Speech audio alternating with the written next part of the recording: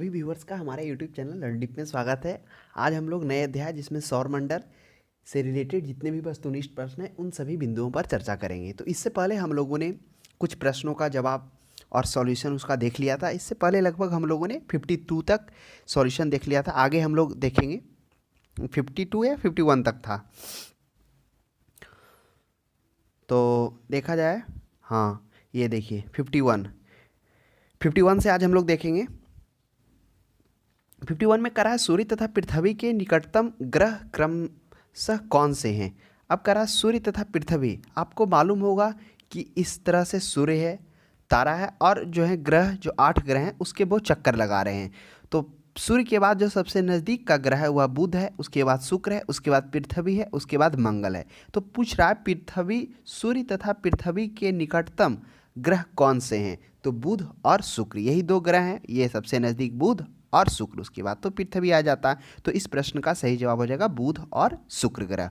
Next प्रश्न देखिएगा, 52 में कहा यूरोपवासी किस ग्रह की पूजा देवी के रूप में करते थे। शुक्र की, पृथ्वी की, मंगल की, बुध की। यह जो पहले यूरोपवासी थे, आपको मालूम होगा कि जब कोपरनिकस की थ्योरी को आने से पहले लोग अरस्तु के सिद्धांत पर विश्वास करते थे और अरस्तु का मानना था कि जो पृथ्वी है वह क्या है, ब्रह्मांड का केंद्र में है। सूर्य, तारे तथा अन्य पिंड उसकी परिक्रमा करते हैं। लेकिन जैसे ही कोपरनिकस का थ्योरी 1530 ईस्वी में डी रिवोल्यूशन बुक्स प्रकाशित होता है, जिसमें उन्होंने बताया कि पृथ्वी अपना अक्ष पर एक दिन में एक पूरा घूर्णन करती है और जबकि सूर्य की चारों ओर एक साल में यानी एक वर्ष में एक क्या करती है, पूरा परिक्रमा करती है। तो उसके बाद से इस सिद्धांत को बदला। तो ठीक यूरोपवासी जो थे पहले, वह देवी के रूप में जो पूजा करते थे वह शुक्र ग्रह की करते थे। तो ध्यान में रखिएगा, यही शुक्र ग्रह जिसे इवनिंग स्टार और मॉर्निंग स्टार के रूप में जाना जाता है। यह क्यों जाना जाता है मॉर्निंग और इवनिंग स्टार?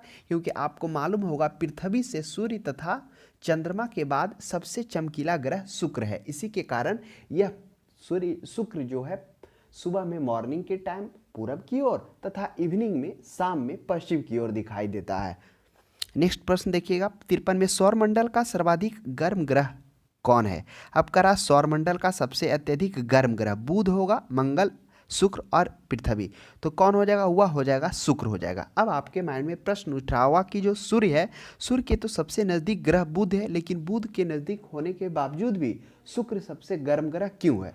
तो बुध पृथ्वी के सबसे नज़दीक में होने के कारण उसके वायुमंडल नहीं होते हैं, यानी उसका वायुमंडल नष्ट हो चुका है। उसके बाद जो शुक्र होते हैं वह शुक्र में वायुमंडल पाया जाता है और वह जो वायुमंडल है वह कार्बन डाइऑक्साइड का है। जैसे ही सूर्य की किरणें इसमें प्रवेश करती है तो वह निकल नहीं पाती है और वहाँ पर जो स्थिति इस तरह ऐसा होता है कि जहाँ पर प्रेस कुकर जैसी स्थिति बनी रहती है। इसलिए जो शुक्र है सौरमंडल का सबसे गर्म ग्रह के रूप में जाना जाता है।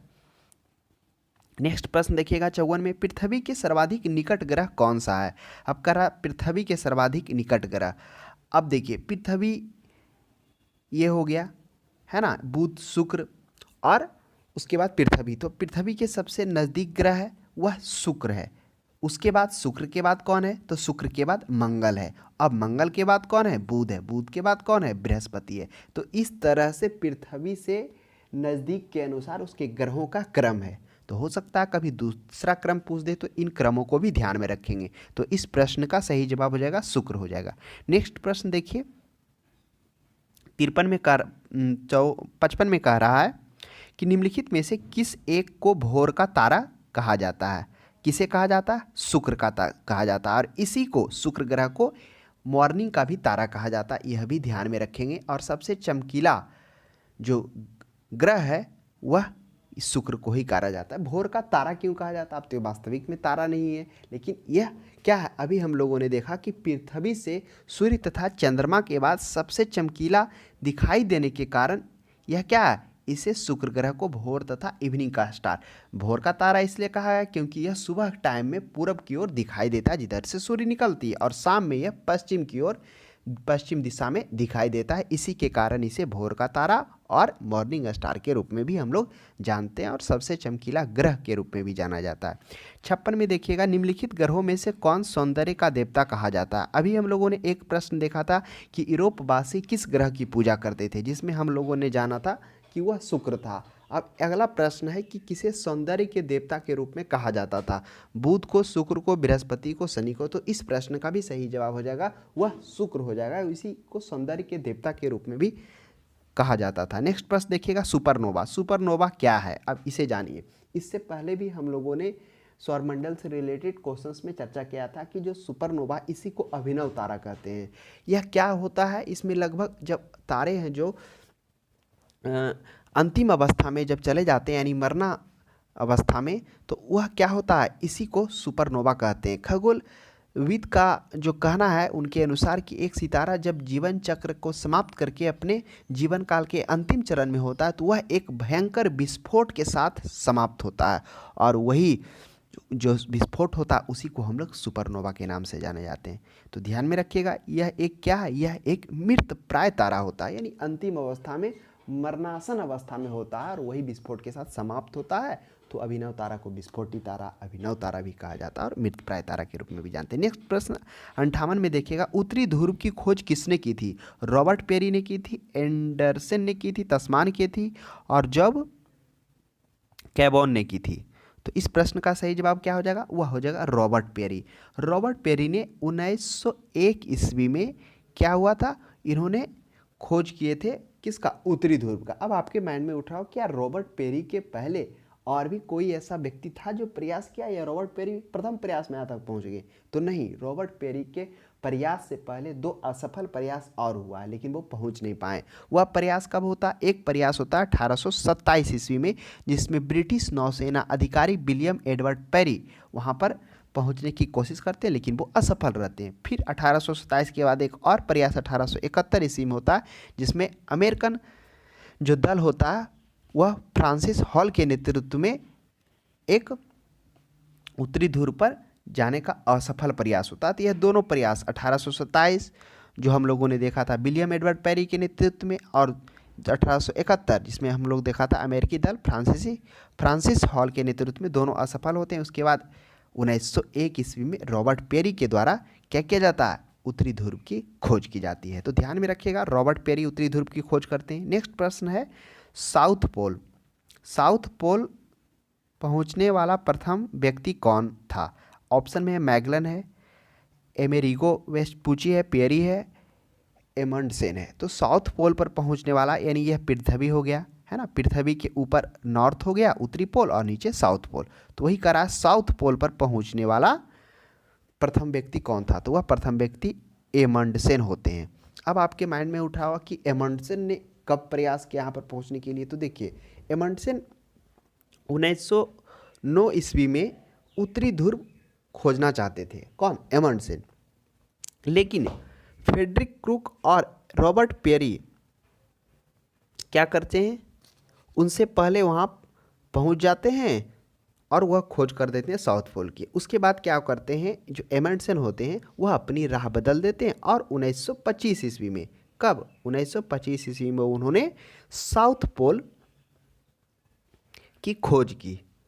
बोला जाता है कि इस दरमियान में उनका जो एक हवाई जहाज़ हुआ था वो क्षतिग्रस्त हो गया था, और क्षतिग्रस्त होने के कारण उनका जो हवाई पट्टी बनाने में है वो समय लगा था, और प्रत्येक दिन वो बोला जा रहा था कि मात्र 400 ग्राम खाना खाकर वह इसका क्या कर रहे थे? मरम्मत कर रहे थे। फिर रॉबर्ट पेरी के बारे में, ये एमंडसेन के बारे में बताया जाता है। 1925 ईस्वी में इन्होंने तो साउथ पोल की खोज दी। फिर कुछ समय, ठीक 3 साल बाद 1928 ईस्वी में क्या होता है कि एक बचाव दल के अभियान के लिए ये निकलते हैं एमंडसेन और उनकी टीम, और उनके बाद से वो लापता हो जाते हैं। तो यही है इनके बारे में जानकारी अभी तक। नेक्स्ट प्रश्न देखिएगा, 60 में करा पृथ्वी का सबसे निकटतम खगोलीय पिंड कौन सा है? अब ऑप्शन में करा खगोलीय पिंड, प्रोक्सिमा सेंचुरी, चंद्रमा, शुक्र और सूर्य। तब इस प्रश्न का जो सही जवाब हो जाएगा वह क्या होगा? वह हो जाएगा चंद्रमा। सबसे निकटतम खगोलीय पिंड पृथ्वी का, क्योंकि पृथ्वी का एकमात्र उपग्रह चंद्रमा है जो इससे सबसे नज़दीक है। अब बात की जाए प्रोक्सिमा सेंचुरी, तो प्रोक्सिमा सेंचुरी तो ऑलरेडी यह सूर्य के बाद दूसरा सबसे नज़दीक का तारा है, जो 4.25 प्रकाश वर्ष की दूरी पर स्थित है। और चंद्रमा कितना दूरी पर है? मात्र 3,84,000 किलोमीटर की दूरी पर स्थित है, तो इसलिए यह निकटतम के रूप में जाना जाता है। उसके बाद देखिएगा 61 में पृथ्वी पर आकृति सर्वोत्तम ढंग से किस शब्द से स्पष्ट की जा सकती है? पृथ्वी की आकृति चतुष्फलक से, नारंगी से, विषुवत रेखा से और लघ्वच्छ गोलाभ से। तो इसकी आकृति जो है वह लघ्वच्छ गोलाभ में सबसे स्पष्ट रूप से इसका क्या कह सकता है, आकृति को दिखाया जा सकता है। नारंगी ना कहकर लबदब गुलाब, ये लबदब गुलाब होता है कैसा? तो इसकी आकृति इस तरह से होती है ना, जिसे इंग्लिश में हम लोग ऑब्लेट एस्पेराइड कहते हैं। तो उसकी आप आकृति देखिए यहाँ पर फिगर में, इसी को हम लोग ऑब्लेट एस्पेराइड या लबदब गोलार्ध कहते हैं। नेक्स्ट प्रश्न है 62 में पृथ्वी सूर्य के परितः अपनी कक्षा में लगभग किस गति से चक्कर लगाती है? 5 डिग्री प्रतिदिन से, 2 डिग्री प्रतिदिन से, 1 डिग्री प्रतिदिन से, 3 डिग्री प्रतिदिन से। यह काफ़ी अच्छा प्रश्न है, एग्जाम में आपको देखने को मिल सकता है। तो क्या करता है वह 1 डिग्री प्रतिदिन से क्या करती है? पृथ्वी सूर्य के परितः अपनी कक्षा में गति करती है। तो इस प्रश्न का सही जवाब सी हो जाएगा। नेक्स्ट प्रश्न 63 में देखिए, सूर्य के चारों ओर पृथ्वी की परिभ्रमण का चाल है वर्ष भर समान रहता है। अधिकतम होती है जब सूर्य की निकटतम होती है, अधिकतम होती है जब सूर्य की अधिकतम दूरी पर होती है, न्यूनतम होती है जब सूर्य के निकटतम होती है। अब देखिए पहले समझिए परिस्थिति को थोड़ा। यहाँ पर करा परिभ्रमण, देखिए 2 चाल होता है, एक परिभ्रमण होता है और एक परिक्रमण होता है। परिभ्रमण को हम लोग क्या कहते हैं? दैनिक गति भी कहते हैं। यह परिभ्रमण होता है जब पृथ्वी अपने अक्ष पर क्या करती है? एक चक्कर अर्थात 23 घंटा 56 मिनट और 4 सेकेंड 0.09 सेकेंड में पूरा करती है। तो वह उसका क्या कहलाता? परिभ्रमण गति अर्थात दैनिक गति कहलाता है। तो यह आप ध्यान रखिएगा, कहीं परिभ्रमण और परिक्रमण, अगर इस वर्ड में आप कंफ्यूज होते हैं तो प्रश्न का गलती होने का संभावना ज़्यादा रहेगा। तो परिभ्रमण का चाल कब होता है? तो जब वह अधिकतम होता है, जब वह सूर्य के निकट होता है। तो आपको मालूम होगा ना पृथ्वी क्या करती है? सूर्य के चारों ओर एक अंडाकार मार्ग में पृथ्वी की परिक्रमा करती है और उस परिक्रमण के दौरान में दो समय ऐसा आता है जो एक बार पृथ्वी के नज़दीक हो जाता है, सूर्य के नज़दीक हो जाता है पृथ्वी, और एक सूर्य से दूर आ जाता है। हालांकि वो मतलब उतना आसानी नहीं है कि आपको दिखेगा, लेकिन 2 परिस्थिति ऐसा आता है जब सूर्य के नज़दीक आ जाता है तो उसे हम लोग क्या कहते हैं? उसे हम लोग उपसौर के रूप में जानते हैं, और जब दूर हो जाता है तो अपसौर के रूप में जानते हैं। और जो नज़दीक होता है वह कब होता है? जो नज़दीक होता है वह हो जाता है 23 सितंबर को, तो ध्यान में रखिएगा। और जो दूर होता है 23 सितंबर नहीं, गलत हम बोल दिए, यानी कि जो नज़दीक होता है वह 3 जनवरी को होता है और जो दूर होता है वह कितना होता है? वह 4 जुलाई को होता है। यही परिस्थिति इसकी होती है। तो वही कह रहा है जब क्या होता है? पृथ्वी सूर्य के नज़दीक में होती है, यानी सूर्य के निकटतम होती है, तब वह अधिकतम होती है। तो इस प्रश्न को ध्यान से देखिएगा, उसमें क्या हो जाता है? उसकी परिभ्रमण की चाल में थोड़ा मैक्सिमम उस टाइम होती है। नेक्स्ट देखिएगा 64 में पृथ्वी के भ्रमण की गति क्या है? तो 27 किलोमीटर पर मिनट है, 31 किलोमीटर पर मिनट है। तो इस प्रश्न का सही जवाब है कि पृथ्वी का जो भ्रमण गति है, अभी हमने देखा था ना भ्रमण और कर्मण, तो पृथ्वी का भ्रमण गति 27 किलोमीटर पर मिनट है। और अगर पूछ दिया जाता सूर्य के चारों ओर वह कैसे चक्कर लगाती है, तो सूर्य के चारों ओर वह 30 किलोमीटर प्रति सेकेंड हम बोल रहे हैं, यह सूर्य के चारों ओर उसका गति होता है, लेकिन यह परिभ्रमण पूछ रहा है। नेक्स्ट प्रश्न 65 में देखिएगा, भूमध्य रेखा पर पृथ्वी का व्यास है लगभग कितना है? तो भूमध्य रेखा पर जो पृथ्वी का व्यास है वह कितना है? वह है 12,756 किलोमीटर। अब बताइए कि 12,756 किलोमीटर क्या इस प्रश्न में कहीं दिख रहा है? तो आप लगभग में 12,800 किलोमीटर मान सकते हैं, लेकिन जो एक्यूरेट उसका मान है 12,756 किलोमीटर। वहीं ध्रुवों पर इसका मान कितना है व्यास का? ध्रुवीय व्यास 12,714 किलोमीटर, क्योंकि आपको आगे प्रश्न यह भी देखने को मिलेगा कि ध्रुव तथा ध्रुवीय व्यास तथा विषुवतीय व्यास के बीच का अंतर कितना है। तो यह अगर अंतर आपको एग्जैक्ट पता रहेगा तभी आप अंतर निकाल पाएंगे। नेक्स्ट प्रश्न 66 में देखिए, सूर्य की परिक्रमा के दौरान पृथ्वी सूर्य की अधिकतम दूरी किस महीने में होती है? अब एक बार कॉन्सेप्ट को फिर से समझते हैं। क्या होता है कि पृथ्वी सूर्य के चारों ओर अंडाकार मार्ग में वह सूर्य की क्या करती है? घूर्णन करती है, सूर्य के चारों ओर घूमती है, परिक्रमा करती है। वही तो तब क्या होता है कि एक परिस्थिति ऐसा आता है, सूर्य से पृथ्वी क्या हो जाता है, दूर हो जाता है, और वह जो दूरी होता है मैक्सिमम दूरी, उस टाइम 152 मिलियन किलोमीटर वो दूर होता है। और जब वह सूर्य के नज़दीक में आता है तो वह 147 मिलियन क्या होता है, इतना 147 मिलियन किलोमीटर वह नज़दीक में होता है। तो जो सबसे दूर परिस्थिति बनता है उस दरमियान, उसे हम लोग क्या कहते हैं, उसे हम लोग अपसौर कहते हैं, और जो नज़दीक होता है उसे उपसौर कहते हैं। तो जो सबसे दूर होता है उस समय पृथ्वी से 152, जिस समय दूरी कितना होता है, 152 मिलियन किलोमीटर, वह परिस्थिति 4 जुलाई को बनता है। और जो नज़दीक होता है उसे हम लोग उपसौर के रूप में जानते हैं, वह 3 जनवरी को परिस्थिति बनता है। तो आप प्रश्न समझ गए होंगे। तो इसका सही जवाब क्या हो जाएगा, सूर्य परिक्रमा के दौरान पृथ्वी से अधिकतम दूरी कब होती है, वह होती है जुलाई को। अगर पूछ देता है एग्जैक्ट डेट तो वह 4 जुलाई को ऐसा परिस्थिति बनता है, और सबसे नज़दीक होता है वह होता है जनवरी, 3 जनवरी को। तो आशा करते हैं आपको समझ में आ गया होगा। नेक्स्ट प्रश्न देखिए 67 में करा, पृथ्वी की उपसौर स्थिति किस महीने में होती है। अब देखिए, अभी हम लोगों ने चर्चा किया था कि जो सूर्य क्या है, यहाँ पे सूर्य है और उसके चारों ओर पृथ्वी क्या करे, अंडाकार मार्ग में वह सूर्य के चारों ओर परिक्रमा कर रही है। तो उस परिक्रमा के दौरान में वह 2 परिस्थिति बनता है, एक वह सूर्य से पृथ्वी दूरी पर हो जाती है और एक बार सूर्य के वो नज़दीक हो जाती है। जब वह सूर्य से दूर मैक्सिमम दूर पर होती है उस समय पृथ्वी और सूर्य के बीच की दूरी 152 मिलियन किलोमीटर होता है, और उस स्थिति को क्या कहते हैं, उस स्थिति को अपसौर कहते हैं। क्या कहते हैं, अपसौर। और जब सबसे नज़दीक की परिस्थिति बनता है उसे उपसौर कहते हैं।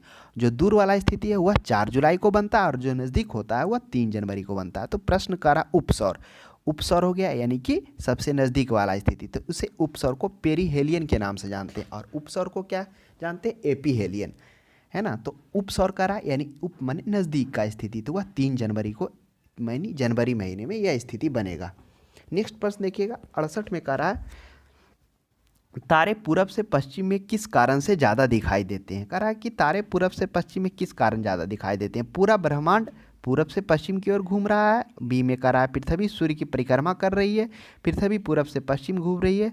डी पश्चिम से पूरब घूम रही है पृथ्वी। तो देखिए इस प्रश्न का सही जवाब हो जाएगा कि तारे पूरब से पश्चिम में किस कारण ज़्यादा दिखाई देते हैं। तो कारण क्या होता है, पृथ्वी जो है पश्चिम से पूरब की ओर घूम रही है। यह कॉन्सेप्ट क्या है, कह रहा है कि जब हम आकाश का निरीक्षण करते हैं तो सूर्य, चंद्रमा, तारे जितने भी हैं वो सभी पृथ्वी के पश्चिम से पूरब की ओर घूमने के कारण, मतलब पृथ्वी के पश्चिम से पूरब की ओर घूमने के कारण क्या होते हैं, वह पूरब से पश्चिम की ओर बढ़ते हुए दिखाई देते हैं।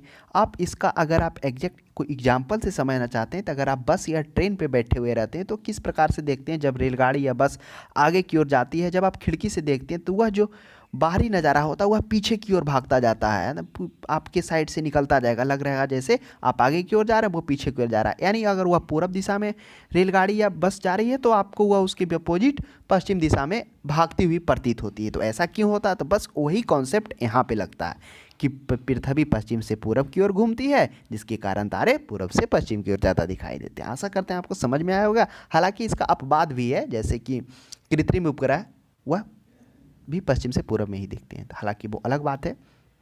नेक्स्ट प्रश्न देखिएगा 79 में कह रहा है, गुलाब पृथ्वी ध्रुवों पर चपटी होती है, यह तथ्य से स्पष्ट सिद्ध होता है। कह रहा है कि गुलाब जो है यानी पृथ्वी ध्रुवों पर चपटी होती है, किस तथ्य से स्पष्ट सिद्ध होता है। ऑप्शन 1 में कह रहा है पृथ्वी का भार ध्रुवों पर सर्वाधिक है तथा विषुवत रेखा पर निम्नतम होती है। दूसरा में कह रहा पदार्थ का भार ध्रुवों पर न्यूनतम और विषुवत रेखा पर अधिकतम होता है, सर्वाधिक होता है। पदार्थ का भार ध्रुवों पर तथा विषुवत रेखा पर समान होता है। ध्रुवों पर पदार्थ अपना भार खो देता है। तो इस प्रश्न का जो सही जवाब है वह क्या हो जाएगा, पृथ्वी का भार ध्रुवों पर सर्वाधिक होता है और विषुवत रेखा पर न्यूनतम होता है। अब ऐसा क्यों होता है, अब आइए इस कॉन्सेप्ट को समझते हैं। इसी के कारण ध्रुवों पर चपटी होती है और विषुवत रेखा पर जो उसका व्यास होता है वह ध्रुवों की अपेक्षा ज़्यादा होता है। तो यह जो होता है एक अपकेंद्रीय बल होता है। अब हम लोग जानेंगे कि अपकेंद्रीय बल क्या होता है। अपकेंद्रीय बल वह बल होता है जिसके कारण किसी गतिशील वस्तु में केंद्र से दूर भागने की प्रवृत्ति होती है। जैसे यहाँ पर केंद्र हो गया है ना, और कोई भी वस्तु को इससे दूर भागने की प्रवृत्ति जो होती है वही क्या कहलाता है, अपकेंद्रीय बल कहलाता है। इसका एग्जाम्पल कैसे होगा, जैसे आप गोल गोल घूमते हुए झूले पर बैठते हैं तो लोग अपकेंद्रीय बल के कारण बाहर की ओर क्या होते हैं, चले जाते हैं। यानी जैसे यह झूला हो गया, ये घूमता है तो यह स्थिति यहाँ ना रख के चारों ओर ये बाहर की ओर भागने लगता है, झूला है रोटेट करता है तब, तो वह क्या किसके कारण, वही अपकेंद्रीय बल के होता है। वह केंद्र की ओर आना चाहिए लेकिन वह केंद्र से दूर भागने लगता है। तो प्रत्येक कण पर एक अपकेंद्रीय बल लगता है। कहाँ पर, वही पृथ्वी के प्रत्येक कण पर एक अपकेंद्रीय बल लगता है, और जिसका मान ध्रुवों पर न्यूनतम होता है और विषुवत रेखा पर अधिकतम होता है। इसी के कारण क्या होता है, विषुवत रेखा पर पृथ्वी का जो द्रव्यमान बाहर की ओर से केंद्रित हो जाता है, किस पर, विषुवत रेखा पर। इसके कारण क्या होता है, इसी की वजह से पृथ्वी का जो व्यास है ध्रुवीय व्यास से अधिक हो जाता है, और अधिक होने के कारण क्या हो जाता है, ध्रुवों पर वह चपटी नजर आ जाती है और विषुवत रेखा पर उसका व्यास क्या होता है, वह ज़्यादा होता है। तो वही चीज़ होता है, पृथ्वी का भार ध्रुवों पर सर्वाधिक और विषुवत रेखा पर न्यूनतम होती है। समझ गए कि न्यूनतम क्यों होती है, क्योंकि वहाँ पर क्या हो रहा है, विषुवत रेखा पर केंद्र पर सेंटर पर अपकेंद्रीय बल लग रहा है, जिसके कारण प्रत्येक कण वह केंद्र से दूर भाग रहा है। नेक्स्ट प्रश्न देखिएगा 70 में कह रहा है पृथ्वी अपने अक्ष पर घूमती है। उसका क्या है, पृथ्वी अपना अक्ष पर पूरब से पश्चिम नहीं, पृथ्वी अपने अक्ष पर पश्चिम से पूरब की ओर घूमती है। तो इस प्रश्न का सही जवाब हो जाएगा बी। क्या सभी ग्रह इसी घूमती, नहीं, दो ग्रह ऐसे हैं जो क्या होती है, पूरब से पश्चिम घूमती। कौन कौन ग्रह है, शुक्र हो गया और उधर से अरुण हो गया। ये दो ऐसे ग्रह हैं जो पूरब से पश्चिम की ओर घूमती है, यानी वह घड़ी की दिशा में घूमती है, बाकी सभी ग्रह एंटी क्लॉक घूमता है। नेक्स्ट प्रश्न देखिए 71 में, आकार की दृष्टि से सौरमंडल में पृथ्वी का कौन सा ग्रह है। अब कह रहा आकार की दृष्टि से, तो वह सबसे बड़ा ग्रह 5वां ग्रह है। अब आपके माइंड में उठा होगा पहला कौन सा ग्रह है, तो पहला ग्रह है बृहस्पति है। बृहस्पति के बाद कौन सा ग्रह है, तो बृहस्पति के बाद शनि है, शनि के बाद अरुण है, अरुण के बाद वरुण है, उसके बाद पृथ्वी का नंबर आता है, और उस पृथ्वी के बाद शुक्र का आता है, फिर मंगल का आता है, फिर बुध का आता है। यही क्रम है। तो आकार की दृष्टि से पृथ्वी कौन सा है, 5वां ग्रह है, और सबसे बड़ा ग्रह वह बृहस्पति हो जाएगा। दूसरा में कौन हो जाएगा, शनि हो जाएगा। नेक्स्ट प्रश्न देखिएगा, किस ग्रह को नीला ग्रह भी कहा जाता है, तो वह पृथ्वी हो जाएगा।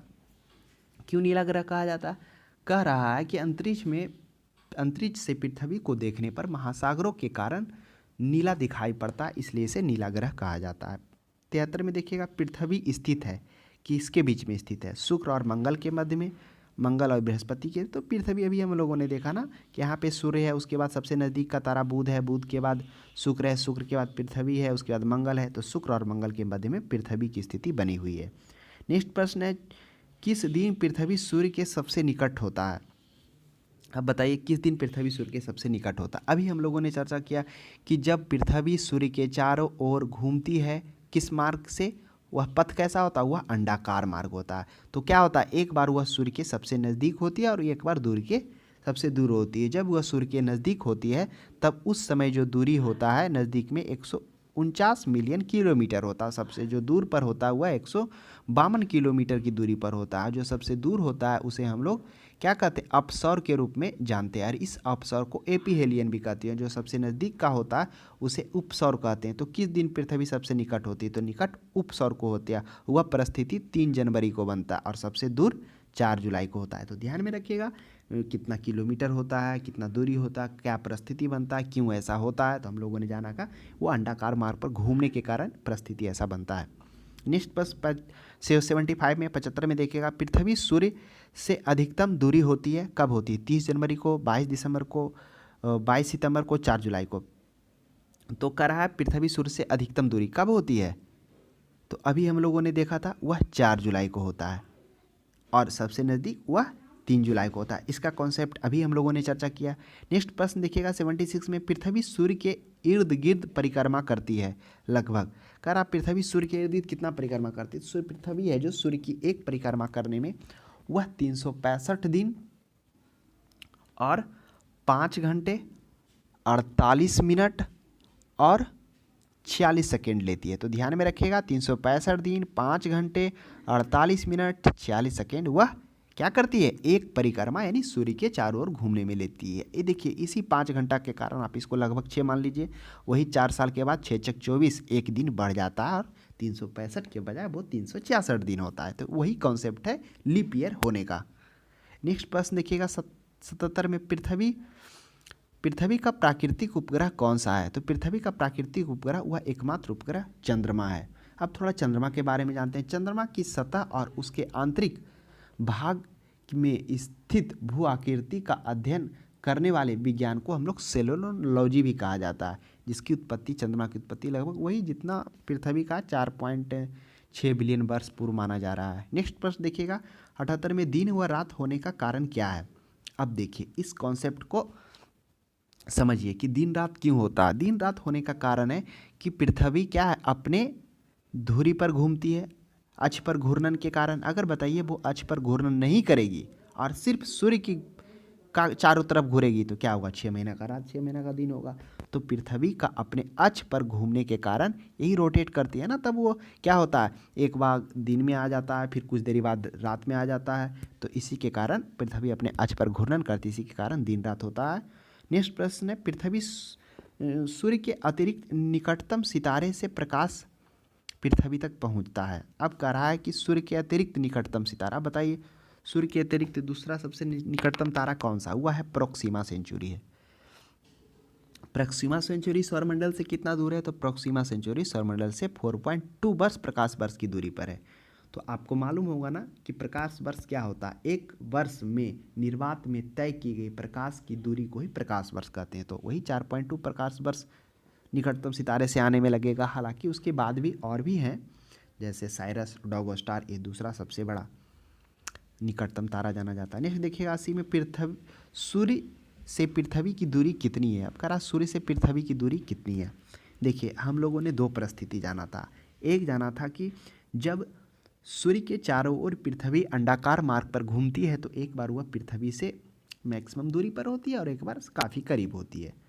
तो जब वह मैक्सिमम दूरी पर होती है यानी सूर्य यहाँ हो गया अंडाकार मार्ग पर, तो वह जो दूरी होता है 152 बिलियन होता है वर्ग 1 किलोमीटर, और नज़दीक होता है जो 147 मिलियन किलोमीटर होता है। लेकिन जो औसत उसका है दूरी वह 149.6 मिलियन है, तो वह भी ध्यान में रखिएगा। नेक्स्ट प्रश्न 81 में अपने अक्ष पर पृथ्वी एक चक्कर कितने समय में पूरा करती है। अब करा एक चक्कर, तो पृथ्वी अपने अक्ष पर, यानी पृथ्वी ये हो गया ऐसे 23 डिग्री झुका हुआ है, तो अपने अक्ष पर एक चक्कर पूरा करने में वो 23 घंटा 56 मिनट 4 सेकेंड लेती है। तो यानी कि 4.09 पूरा है, वह भी ध्यान में रख सकते हैं, हो सकता है ऑप्शंस में वो भी देखने को मिल जाए। नेक्स्ट देखिएगा 82 में पृथ्वी पर दिन रात की अवधि समान होती है। क्यों समान होती है, ध्रुवों पर, भूमध्य रेखा पर, मकर रेखा पर, कर्क रेखा पर। तो पृथ्वी पर दिन रात की अवधि जो समान होती है वह भूमध्य रेखा पर होती है। यह परिस्थिति कब बनती है, एक समय ऐसा आता है जब क्या होता है, पूरे विषुवत रेखा के साथ साथ अन्य भागों पर भी 12 घंटा का दिन और 12 घंटा का रात होता है। क्या होता है वह परिस्थिति देखिए आता है, ये हो गया सूर्य हो गया और ये हो गया पृथ्वी हो गया। यहाँ पर मान लेते हैं पृथ्वी उत्तरायण है यानी उत्तरी गोलार्ध की ओर झुका हुआ है। उससे पहले पृथ्वी यहाँ पे भी क्या है, यहाँ पर कर्क रेखा, मकर रेखा और कर्क रेखा, विषुवत रेखा, मकर, यहाँ पर कर्क रेखा, विषुवत रेखा पर सूर्य की किरणें लंबवत पड़ रही है। तो जब क्या होता है, विषुवत रेखा पर सूर्य की किरणें लंबवत पड़ती है तो उस समय क्या होता है, जो डिक्लाइनेशन होता है, जो झुकाव होता है पृथ्वी का, वो शून्य माना जाता है। और उस समय सूर्य का भी क्या होता है, जो प्रकाश है पृथ्वी पर लंबवत यानी विषुवत रेखा पर पड़ती है। तो उस समय 12 घंटा का दिन और 12 घंटा का रात होता है। और वह डिक्लाइनेशन शून्य हो जाने के कारण वह सभी भागों पर पृथ्वी पर 12 घंटा का दिन और 12 घंटा का रात देखने को मिलता है। वह जो होता है कब होता है, वह होता है 21 मार्च और 23 सितंबर को। तो ध्यान में रखिएगा यही 2 तिथि है। तो वह भूमध्य रेखा पर उस दिन में दिन रात की अवधि समान होती है। पृथ्वी पर दिन रात की अवधि समान होती है कहाँ पर, भूमध्य रेखा पर, क्योंकि भूमध्य रेखा पर सूर्य की किरणें सीधी पड़ती है। नेक्स्ट प्रश्न देखिएगा इक्विनॉक्स का क्या तात्पर्य है। अब देखिए वही इक्विनॉक्स आ गया। अब हम लोग इसे भी समझेंगे। दिन रात समान अवधि के होते हैं, रात की अपेक्षा दिन लंबे होते हैं, दिन की अपेक्षा वर्ष के सबसे छोटे दिन और सबसे छोटी। तो इक्विनॉक्स में दिन एवं रात क्या होते हैं, दिन और रात की अवधि बराबर होते हैं। अब इस परिस्थिति को समझिए क्या होता है इक्विनॉक्स। अब क्या होता है कि जब सूर्य के चारों ओर पृथ्वी परिक्रमा करती है तो दो परिस्थिति, एक तो इधर हो गया ये पृथ्वी देखिए है ना, इस तरह से उत्तरायण है, और इधर जब आया तो क्या हो गया, यह हो गया दक्षिणायन हो गया है ना, यानी दक्षिणी ध्रुव है। अब प्रकाश में आ गया। अब यहाँ पर क्या हो गया, अब यहाँ पर पृथ्वी जो है, यहाँ पर सूर्य की किरणें विषुवत रेखा पर सीधी पड़ रही है, और यहाँ भी क्या हो रहा है, विषुवत रेखा पर सूर्य की किरणें सीधी पड़ रही है। यह 21 मार्च हो गया, यह 21 जून हो गया, और यह मार्च हो गया। अब क्या हो रहा है कि सूर्य की किरणें 21 मार्च को विषुवत रेखा पर लंबवत पड़ती है, और लंबवत पड़ने के कारण क्या होता है, यहाँ पर दिन एवं रात की स्थिति बराबर हो जाती है, और इस समय अक्षांश रेखाओं का जो आधा भाग सूर्य का प्रकाश प्राप्त कर लेता है, इसलिए सर्वत्र दिन एवं रात की अवधि समान होती है। यानी आप कह सकते हैं कि जो 21 मार्च की स्थिति को वह क्या होता है, बसंत विषुव, यानी 21 मार्च यहाँ बसंत विषुव हो जाता है, और 23 सितंबर को वह शरद विषुव में चला जाता है, उस स्थिति में होता है। और इस समय क्या होता है, अंडाकार कक्ष के सहारे वह बसंत से शरद विषुव की दिशा में जैसे ही हो जाता है तो उसका दिक्पात इस परिस्थिति में शून्य हो जाता है, यानी डिक्लाइनेशन शून्य हो जाता है, और जिसके कारण उस समय पृथ्वी के सभी स्थानों पर दिन व रात 12 घंटे के होते हैं। तो इसी परिस्थिति को क्या कहा जाता है, इसी को हम लोग क्या कहते हैं, जब ये विषुव अथवा सम दिन रात कहा जाता है, इक्विनॉक्स कहा जाता है, दिन व रात की अवधि समान होते हैं। हम लोगों ने देखा कि क्यों समान होते हैं, कब होते हैं, उन दोनों परिस्थिति को जाना। 84 में देखते हैं, दक्षिणी गोलार्ध में सबसे लंबा दिन कब होता है, 21 जून को, 23 सितंबर को, 21 मार्च को, 22 दिसंबर को। तो दक्षिणी गोलार्ध में सबसे लंबा दिन, अब देखिए क्या होता है, यहाँ पे सूर्य है, अब यहाँ पर सूर्य के चारों ओर परिक्रमा कर रही है पृथ्वी। तो पृथ्वी क्या है, अब पृथ्वी इधर क्या अपने आज से 23.5 डिग्री झुके होने के कारण इसका उत्तरी गोलार्ध क्या सूर्य के प्रकाश की दिशा में, यानी कर्क रेखा पर सूर्य की किरणें लंबवत पड़ रही है। जब यह यहाँ से घूमते हुए 6 महीना बाद इधर आ जाएगी, तब इसका उत्तरी गोलार्ध सूर्य के क्या हो जाएगा, विपरीत दिशा में हो जाएगा, और दक्षिणी गोलार्ध प्रकाशमान होगा। यानी दक्षिणी गोलार्ध में 6 मंथ बाद सूर्य की किरणें लंबवत पड़ेगी मकर रेखा पर। वह जो मकर रेखा पर जब लंबवत पड़ेगी तो वह जो परिस्थिति बनेगा, क्या बनेगा, वह बनेगा 22 दिसंबर को। तो इस चीज़ को ध्यान में रखिएगा। और जो उत्तरी गोलार्ध पर यानी उत्तरी ध्रुव में वह 21 जून को, तो यही 21 जून और 22 दिसंबर ऐसा है। तो दक्षिणी गोलार्ध में पड़ा, तो दक्षिणी गोलार्ध यानी कि जो नॉर्थ वाला एरिया है वह सूर्य के प्रकाश में हो जाएगा, और उसका अपोजिट उत्तरी गोलार्ध वह सूर्य के प्रकाश के अपोजिट की दिशा में चलाएगा, और यहाँ शीत ऋतु आ जाएगा। तो यह हो जाएगा 22 दिसंबर। तो ऑप्शन नंबर 4 हो जाएगा, जो दक्षिणी गोलार्ध में सबसे लंबा दिन होगा। अगर उत्तरी गोलार्ध में पूछता तो वह 21 जून होता है। क्यों, क्योंकि 21 जून जो है वह क्या होता, उस जून में वह सूर्य की ओर उत्तरी गोलार्ध झुका हुआ रहता, और दक्षिणी गोलार्ध वह उसके अपोजिट में होता, वहाँ पर सूर्य की किरणें कम अथवा तिरछी पड़ती, तो उसका शीत ऋतु होता। तो यही होता है कारण।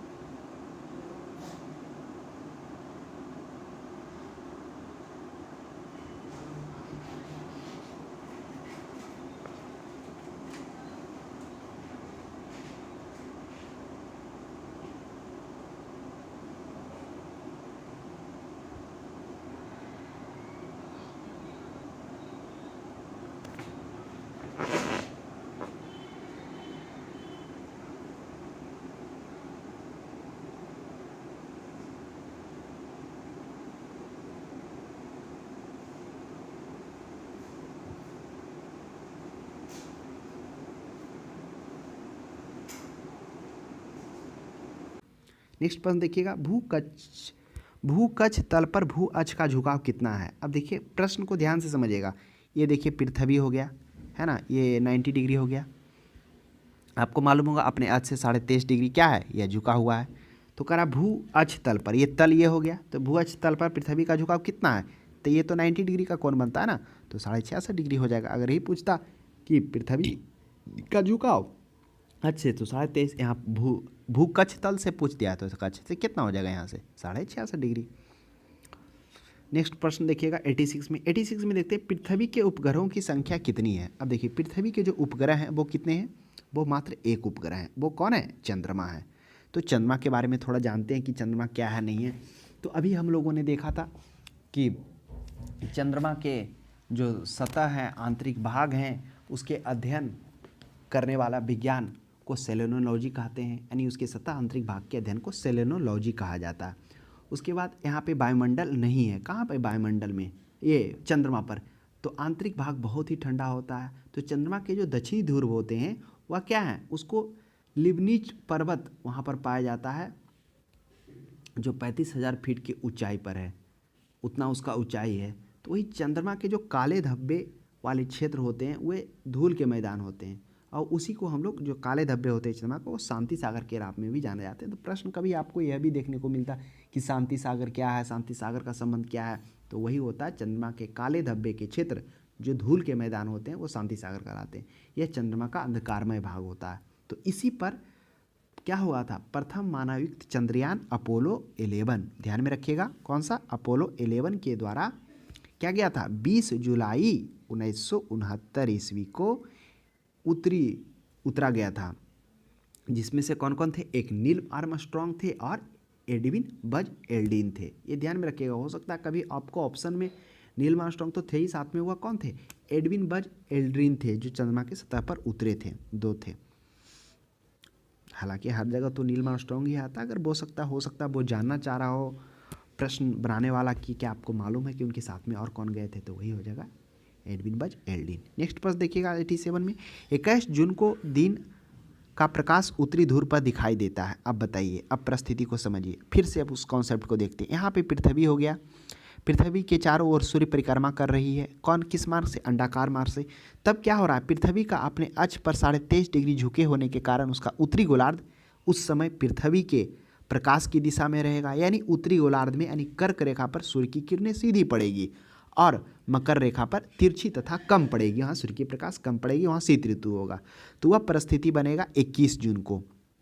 तब क्या होगा, 21 जून को उत्तरी ध्रुव पर क्या होगा, वह 24 घंटे की प्रकाश दिखाई देगा। क्यों 24 घंटे, क्योंकि हम लोगों ने देखा था, देखिए इसे समझिए, एक फिगर से भी आप समझ सकते हैं कि क्या होता है। यहाँ पर जो उत्तरी ध्रुव 23.5 डिग्री झुका होने का कारण ये जो उत्तरी गोलार्ध होता है ना, ये हमेशा इस पर प्रकाश की किरणें 6 महीना तक लगातार पड़ती रहती है। अगर यही झुकाव ना होता तो बिल्कुल उत्तरी गोलार्ध पर लंबे समय, लंबे दिन और लंबे रात के लिए नहीं जाना था। वही झुकाव के कारण वो घूमने के बावजूद भी उसका उत्तरी भाग वह सूर्य के प्रकाशमान की ही दिशा में होता है, जिसके कारण आप लोग सुने होंगे कि जो उसके नज़दीक नार्वे है, मिडनाइट सन वहाँ पे देखा जाता है। सिर्फ नार्वे ही नहीं, स्वीडन हो गया, अलास्का हो गया और ग्रीनलैंड हो गया, इन सभी भागों में आपको देखने को मिलेगा मिडनाइट सन।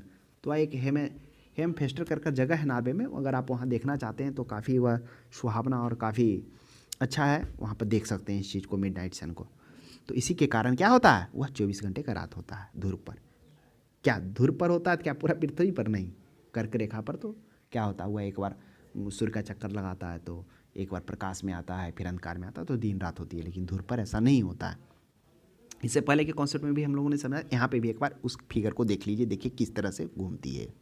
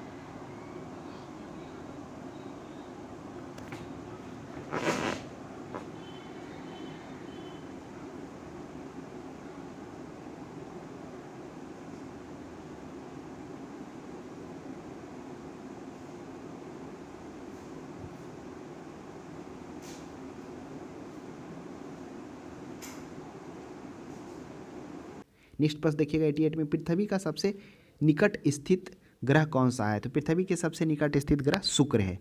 अब शुक्र के बाद क्या कौन सा ग्रह है? तो शुक्र के बाद सेकेंड मंगल है, मंगल के बाद तीसरा कौन है? बुध है, उसके बाद बृहस्पति है। इस तरह से ये पृथ्वी के नज़दीक है, उसके बाद उससे दूर है, उससे दूर है। नेक्स्ट प्रश्न 89 में देखिएगा, दूरी की दृष्टि से तृतीय क्रम में कौन सा ग्रह है? बुध है, शुक्र है, पृथ्वी है, मंगल है।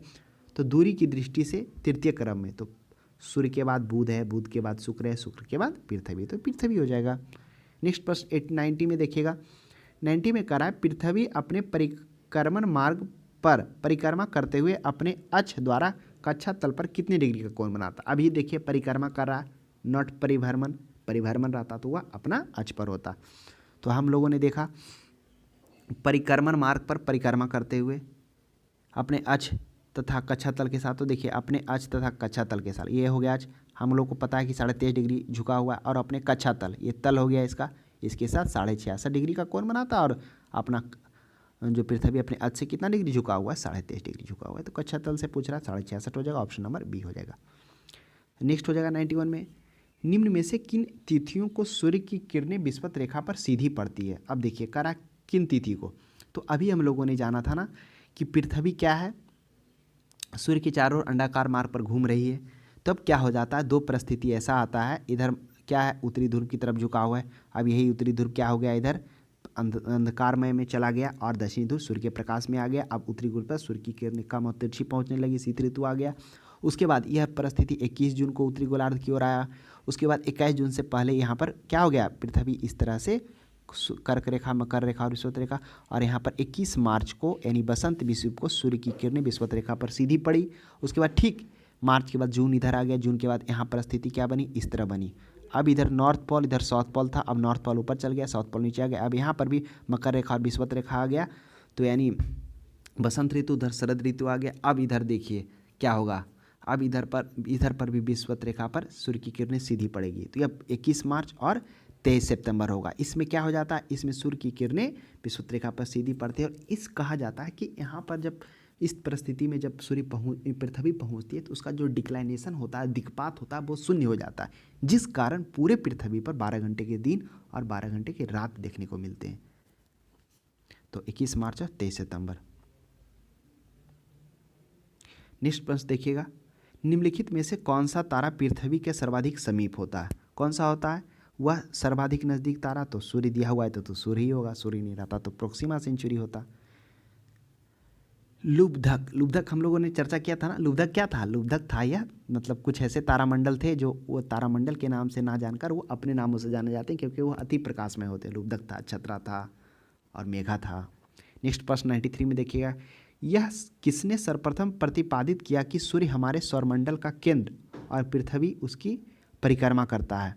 यह कौन किया था? यह कोपरनिकस किया था। तो आइए हम लोग समझते हैं क्या था कि कोपरनिकस से पहले, अगर कोपरनिकस की बात की जाए तो कोपरनिकस ये पहले यूरोपीय खगोलविद थे जिन्होंने क्या किया, पृथ्वी को ब्रह्मांड के केंद्र से बाहर माना। लेकिन उससे पहले पूरे यूरोपवासी किस पर विश्वास करते थे? अरस्तु के सिद्धांत पर। अरस्तु का सिद्धांत, उन्होंने पृथ्वी को ब्रह्मांड के केंद्र में माना था तथा सूर्य, तारे और अन्य पिंड उसके चारों ओर परिक्रमा कर रहे थे। लेकिन जैसे ही 1530 ईस्वी में डी रिवॉल्यूशन, कोपरनिकस का डी रिवॉल्यूशन पुस्तक प्रकाशित होता है, जिसमें उन्होंने बताया कि पृथ्वी एक यानी एक दिन में अपने अक्ष पर क्या करती है, एक घूर्णन करती है तथा सूर्य के चारों ओर एक वर्ष में अपनी परिक्रमा करती है। तो यह सबसे पहले कोपरनिकस के द्वारा ही सिद्धांत दिया गया था। हो सकता है प्रश्न आपको यह भी देखने को मिल जाए कि किसने सूर्य को ब्रह्मांड का केंद्र में माना था तथा केंद्र के बाहर माना था। तो केंद्र के बाहर तो कोपरनिकस ही उस सिद्धांत को हटाया था। नेक्स्ट प्रश्न देखिएगा 94 में, जब दिन और रात की अवधि बराबर होती है तो सूर्य की किरणें सीधी पड़ती है। कब पड़ती है, कहाँ पड़ती है? तो हम लोगों ने देखा दिन की रात की अवधि बराबर होती है तो वह भूमध्य रेखा पर उस टाइम सूर्य की किरणें सीधी पड़ती है। इस तरह से हो गया, इधर हम लोगों ने बीच में सूर्य था, इधर उत्तरी गोलार्ध की ओर सूर्य की किरणें पड़ रहा था। यह 6 महीना बाद इधर उत्तरी गोलार्ध में सूर्य की किरणें क्या हो गया, वह विपरीत दिशा में चला गया, जहाँ अंधकार में और बहुत कम प्रकाश पहुँच रहा है, शीत ऋतु आ गया है ना। इधर मकर रेखा में सूर्य की किरणें हो रहा है, इधर 21 मार्च को क्या हो रहा है, कर्क रेखा, मकर रेखा और कर्क रेखा, विषुवत रेखा और मकर रेखा, यहाँ पर सूर्य की किरणें सीधी पड़ रही है। और ठीक जून के बाद यहाँ 23 सितंबर को भी क्या हो रहा है, अब तो उत्तरी गोलार्ध नॉर्थ ऊपर चल गया, साउथ नीचे आ गया, यानी मकर रेखा और विषुवत रेखा हो गया। विषुवत रेखा पर सीधी कर रही है और यहाँ पर डिक्लाइनेशन दिक्पात शून्य हो जाने के कारण भूमध्य रेखा के साथ साथ पृथ्वी के अन्य जगहों पर भी सभी जगहों पर क्या होता है 12 घंटा का दिन और 12 घंटा का रात देखने को मिलता है सभी स्थानों पर। तो ये ध्यान में रखिएगा, यह भूमध्य रेखा पर सूर्य की किरणें उस टाइम सीधी पड़ती है। कब कब हो गया 21 मार्च और 23 सितंबर। 95 में देखिएगा, यदि पृथ्वी एवं अंतरिक्ष के बीच से वायुमंडल को हटा हुआ माना जाए तो आसमान का रंग कैसा होगा। तो करा पृथ्वी और अंतरिक्ष के बीच वायुमंडल का हटा दिया जाए तो वह अंतरिक्ष से देखने पर वो काला प्रतीत होगा। नेक्स्ट देखिएगा, पृथ्वी की परिधि है, पृथ्वी की परिधि कैसा है, कितना है। अब इस चीज़ को ध्यान से समझिए, पृथ्वी का परिधि पूछ रहा है 35,000 किलोमीटर, 4,075 किलोमीटर, 45,000 किलोमीटर। तो जो पृथ्वी का परिधि है वह हो जाएगा 40,075 किलोमीटर, यही है पृथ्वी का परिधि। अब आपके माइंड में उठ रहा होगा क्या इसका ध्रुवीय परिधि भी है, तो बिल्कुल हाँ। तो हम लोगों ने पृथ्वी का तो परिधि देख लिया, लेकिन ध्रुवीय परिधि की बात की जाए तो वह क्या है 40,008 किलोमीटर और ये विषुवत रेखा पर परिधि है 40,075 किलोमीटर। तो यह भी ध्यान में रखिएगा। और जो बात की जाए पृथ्वी का विषुवत रेखा पर व्यास, वह कितना है, व्यास है 12,756 किलोमीटर, यह विषुवतीय व्यास है। और ध्रुवीय व्यास कितना है 12,714 किलोमीटर। तो कभी आपको यह भी देखने को मिल जाएगा ध्रुवीय व्यास और विषुवतीय व्यास में अंतर कितना है। तो ये 56, 14 लगभग वही 40 के आसपास, 40, 43। नेक्स्ट प्रश्न देखिएगा, 97 में किस तिथि को उत्तरी गोलार्ध में सबसे लंबा दिन होता है। अब देखिए लंबा दिन कब होगा, अभी हम लोगों ने देखा ना कि सूर्य केंद्र में है और पृथ्वी उसके चारों ओर अंडाकार मार्ग में परिक्रमा कर रही है और 21 जून को परिस्थिति ऐसा बनता है कि वह उसके उत्तरी गोलार्ध सूर्य के प्रकाशमान की दिशा में होते हैं और वही दक्षिणी गोलार्ध पर सूर्य की किरणें कम और तिरछी पड़ती है, वहाँ पर शीत ऋतु होती है। तो यह जो उत्तरी गोलार्ध में सूर्य की किरणें कर्क रेखा पर सीधी होने के कारण वहाँ पर दिन लंबे और रात छोटे देखने को मिलती है, यानी इधर ग्रीष्म ऋतु होगा। यानी वह स्थिति कब होगा, वह हो जाएगा 21 जून को। तो 21 जून ऑप्शंस में है, उत्तरी गोलार्ध में सबसे लंबा दिन 21 जून को हो जाएगा। और वो 21 जून को उधर क्या होगा, दक्षिणी गोलार्ध में शरद ऋतु होगा, है ना, जिसके कारण जो भी कर्क रेखा के समीप के आसपास देश होंगे, भारत कर्क रेखा में तो आपको मालूम होगा ना जून में गर्मी पड़ती है ना। तो जो भी कर्क रेखा के आसपास में होगा वह इस चीज़ को उसको मौसम में यह देखने को मिलेगा। जो दक्षिणी गोलार्ध में होगा वो उसको 22 दिसंबर में देखने को मिलेगा गर्मी। नेक्स्ट प्रश्न देखिएगा, 98 में किस तिथि को उत्तरी गोलार्ध में सबसे छोटा दिन होता है। अब देखिए उत्तरी गोलार्ध में अभी हम लोगों ने देखा ना कि क्या होता है, ये सूर्य है, सूर्य के चारों ओर पृथ्वी अंडाकार मार्ग से घूम रही है। 21 जून को सूर्य क्या होती है, अक्ष से झुके होने के कारण उसका जो अक्ष से झुका होता है वह इस तरह होता है, जिसके कारण उत्तरी गोलार्ध उसके प्रकाशमय में होते हैं और उत्तरी गोलार्ध में उस समय कर्क रेखा पर सूर्य की किरणें सीधी पड़ती है और मकर रेखा पर कम एवं तिरछी पड़ती है, जिसके कारण वहाँ शीत ऋतु होता है और वह परिस्थिति क्या होता है 22। उत्तरी गोलार्ध में सबसे छोटा दिन कब होता है, वह 21 जून को ही होता है। क्यों होता है, क्योंकि सूर्य की किरणें कम और तिरछी पड़ती है, झुकाव के कारण। झुकाव नहीं रहता तो ऐसा परिस्थिति नहीं बनता। नेक्स्ट देखिए 99, ध्रुवों पर दिन की अवधि होती है। अब बताइए ध्रुव पर क्या होता है। हम लोगों ने देखा कि क्या है, पृथ्वी अपने अक्ष पर 23.5 डिग्री झुका हुआ है, यानी इस तरह से ना होकर इस तरह है।